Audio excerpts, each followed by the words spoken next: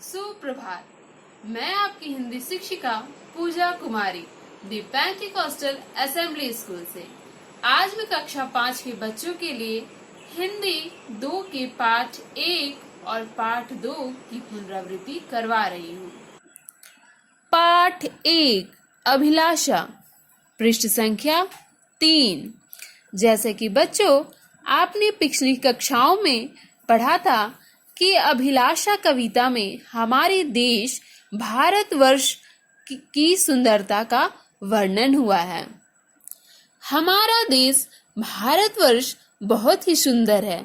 यहाँ की प्राकृतिक सुंदरता अद्वितीय है।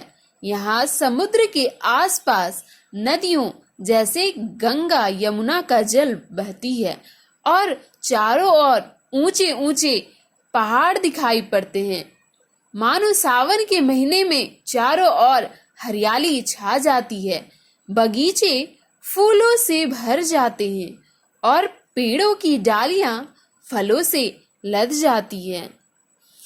कवि ने इस कविता में हमारे देश भारतवर्ष की सुंदरता का वर्णन किया है। कवि ने इस प्राकृतिक सुंदरता का वर्णन करते हुए अपनी जन्मभूमि भारतवर्ष के प्रति प्रेम प्रकट किया है और भारतवर्ष की सुंदरता को सुरक्षा के प्रति चिंता प्रकट की है।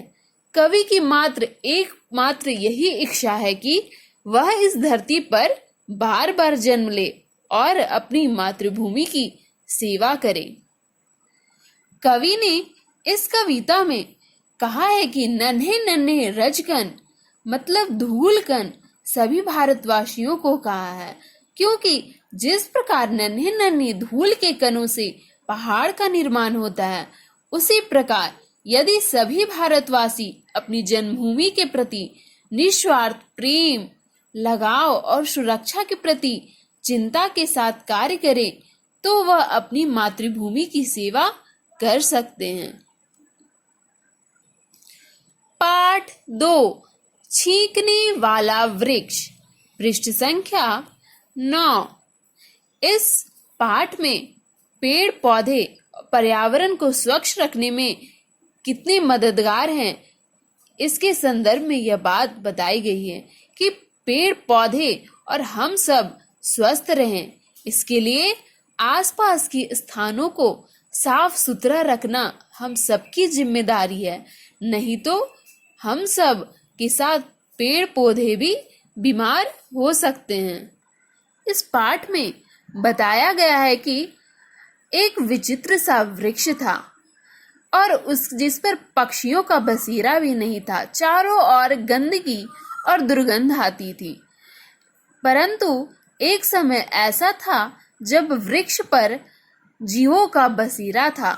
पक्षी चहचहाते थे और वृक्ष पर मीठे मीठे फल लगते थे।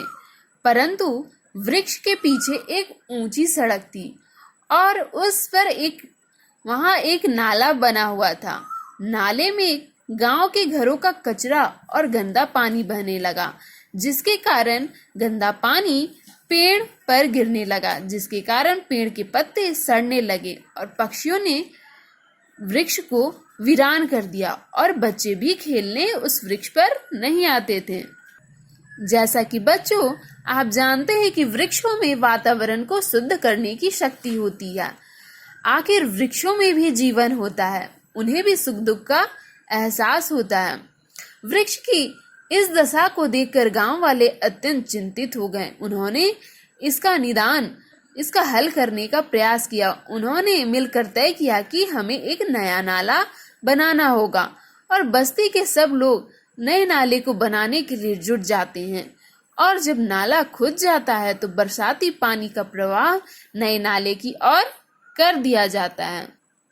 इससे पुराने नाले में जब गंदे पानी का प्रवाह रुक गया, कुछ दिनों के बाद धूप निकली। बारिश के पानी से पेड़ और आसपास की गंदगी धुल चुकी थी। वृक्ष में नए नए छोटे छोटे पत्ते आ गए थे। बच्चे फिर पेड़ की छांव में खेलने लगे थे। पक्षी अपने डेरे में वापस आ गए थे और आसपास का वातावरण खुशहाल हो गया था। आशा है कि आप सभी को पाठ 1 अभिलाषा और पाठ 2 छींकने वाला वृक्ष अच्छी तरह से समझ में आ गई होगी। धन्यवाद।